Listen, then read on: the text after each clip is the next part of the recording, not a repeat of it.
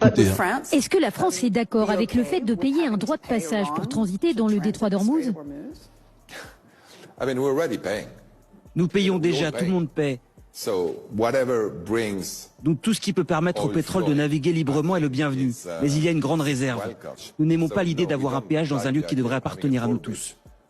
Alors, ce sont les Iraniens qui fixent le prix. Si ça peut être. En fait, qu'est-ce qui se passe? Il y a des contacts entre l'armateur et le gouvernement iranien, les gardiens de la révolution, enfin le ministère qui s'occupe du pétrole, et ils envoient un prix, un montant. On donne un compte en banque qui peut se trouver par exemple à Oman, où il y a des banques iraniennes. Quand le versement est fait, à ce moment-là, le signal est donné et il y a un agent maritime iranien qui organise les choses pour que le passage se fasse. Donc, le patron de Total a dit qu'il pouvait y avoir un étiage ou une échelle de quoi, de 1 dollar par baril. Alors, oui, le prix maximum qui a été cité, c'est 2 millions par bateau ou 1 dollar par baril de pétrole. Ça peut effectivement aller jusqu'à 2 millions. Donc, quand tu expliques que plusieurs pays payent l'Iran, on te traite de mal informé. Pourtant, tout le monde paye. Des entreprises comme Total, des États. Même ceux sur BFM qui affirmaient encore hier que la France ne paye pas et défend un passage libre, sans frais, voient aujourd'hui leur pays payer.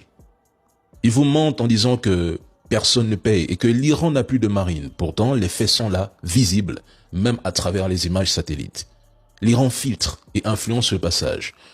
Aujourd'hui, seuls certains navires sont autorisés à traverser selon les conditions iraniennes. Et beaucoup sont bloqués ou attendent.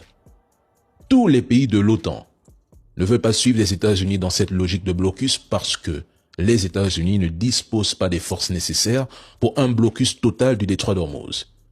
Tout ce que Donald Trump annonce n'est que de l'enfumage.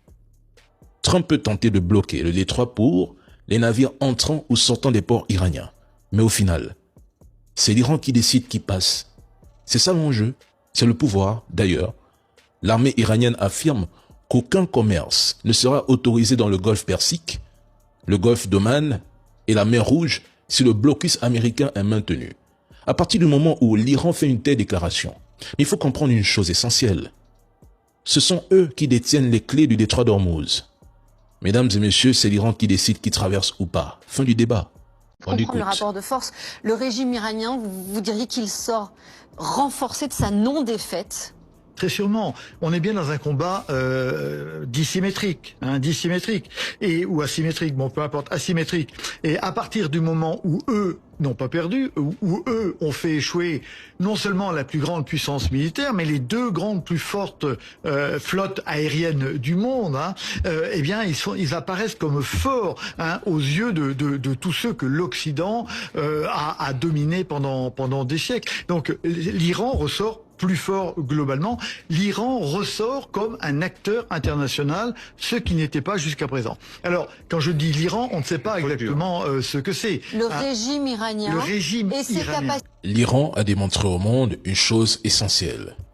Les États-Unis ne sont pas capables de garantir pleinement la sécurité de leurs alliés. Regardez le Golfe. Pendant des décennies, ces pays ont signé des accords avec Washington basés sur un principe simple. Pétrole contre protection. Mais aujourd'hui, malgré cette présence militaire massive, au lieu de les protéger, c'est eux qui protégeaient les installations américaines. Aujourd'hui, les États-Unis apparaissent comme un protecteur de moins en moins fiable. La Chine semble mieux préparée et absorbe plus efficacement les chocs que les États-Unis.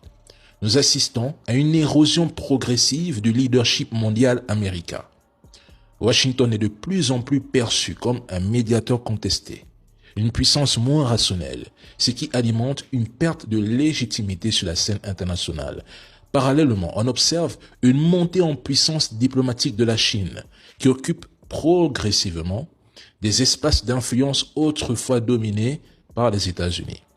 Des discours et décisions contradictoires de Trump renforcent l'image d'une puissance américaine imprévisible et incohérente. Au final, cette guerre n'a pas détruit l'Iran.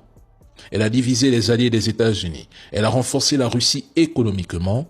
Elle a propulsé la Chine diplomatiquement et a dégradé l'image mondiale de Washington. En clair, les États-Unis ont engagé la bataille, ils ont déclenché la guerre, mais leurs rivaux ont récolté les gains.